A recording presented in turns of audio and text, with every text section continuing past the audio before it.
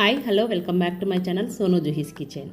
Chicken పచ్చడి చేసుకోవడానికి ముందుగా 1/2 kg బోన్లెస్ చికెన్ని తీసుకొని శుభ్రంగా కడిగి 1 టేబుల్ స్పూన్ ఉప్పు 1/2 టీ స్పూన్ పసుపుని వేసుకొని చికెన్ ముక్కలకి ఉప్పు పసుపు బాగా పట్టేలా కలుపుకోవాలి. ఈ చికెన్ పచ్చడి రెగ్యులర్గా నేను ఇంట్లో ఎలా తయారు చేస్తానో అదే విధంగా చేసి చూపిస్తున్నాను. అదే విధంగా యాజ్ ఇట్ ఈస్గా ఫాలో అవ్వండి. చికెన్ పచ్చడి చాలా అంటే చాలా టేస్టీగా ఉంటుంది.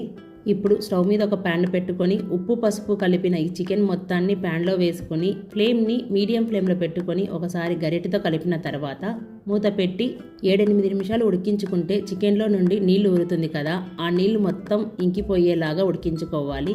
మధ్య మధ్యలో మూత తీసి కలుపుకుంటూ ఉడికించుకోవాలి.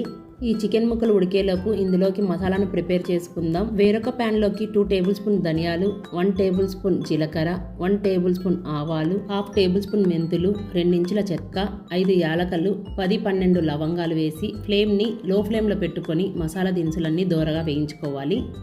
ఇప్పుడు చూడండి, ఈ విధంగా వేగితే సరిపోతుంది. ఇప్పుడు స్టవ్ ఆఫ్ చేసేసి పూర్తిగా చల్లారిన తర్వాత ఒక మిక్సీ జార్లో వేసుకొని మెత్తని పౌడర్లా గ్రైండ్ చేసుకోవాలి.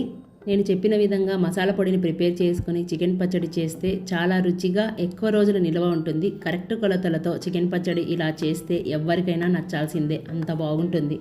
ఈలోపు చికెన్ ముక్కలు బాగా ఉడికిపోయాయి, నీళ్లు మొత్తం ఇంకిపోయాయి కదా. ఇప్పుడు స్టవ్ ఆఫ్ చేసేసి వేరే ప్లేట్లోకి చికెన్ ముక్కల్ని వేసి పూర్తిగా చల్లారనివ్వండి.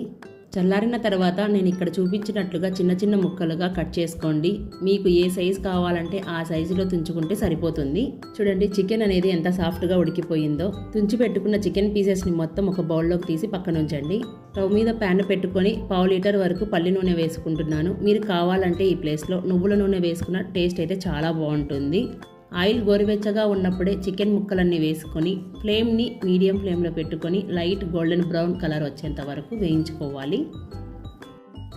మరీ ఎక్కువసేపు వేయించారనుకోండి ముక్క అనేది గట్టిపడుతుంది. అందుకని ముక్క కలర్ ఎక్కువ వచ్చేంత వరకు వేయించుకోకండి. లైట్గా నేను చూపించిన విధంగా వస్తే సరిపోతుంది. ఈ విధంగా ఉన్నప్పుడు ఫ్రెష్గా మిక్సీ పట్టిన అల్లం వెల్లుల్లిని 1.5 టేబుల్ స్పూన్ వేసుకొని ఈ ఆయిల్లో బాగా వేగనివ్వండి. అల్లం వెల్లుల్లి పేస్ట్ బాగా వేగిన తర్వాత కొంచెం కలర్ చేంజ్ అవుతుంది కదా, అలా వచ్చేంత వరకు ఫ్రై చేసుకోవాలి. నాన్ వెజ్ పికిల్స్ కానీ కర్రీస్ కానీ చేసుకునేటప్పుడు ఫ్రెష్గా అప్పటికప్పుడు రుబ్బుకున్న అల్లం వెల్లుల్లి పేస్ట్ని వేసుకొని చేస్తే టేస్ట్ అయితే చాలా బాగుంటుంది. తప్పకుండా ఇదే విధంగా మీరు ట్రై చేసి చూడండి, బాగా ఇష్టంగా తినేస్తారు. చూడండి, చికెన్ అనేది ఈ విధంగా కలర్ వస్తే సరిపోతుంది. ఇప్పుడు స్టవ్ ఆఫ్ చేసేసి ప్యాన్ పక్కకు దించుకోవాలి. ఇప్పుడు ఆ వేడి మీద ఉన్నప్పుడే గ్రైండ్ చేసి పెట్టుకున్న మసాలా పొడి, 1/2 కప్పు కారం, గ్రామ్స్ వైజ్గా చెప్పాలంటే 50 గ్రాములు ఉంటుందండి కారం.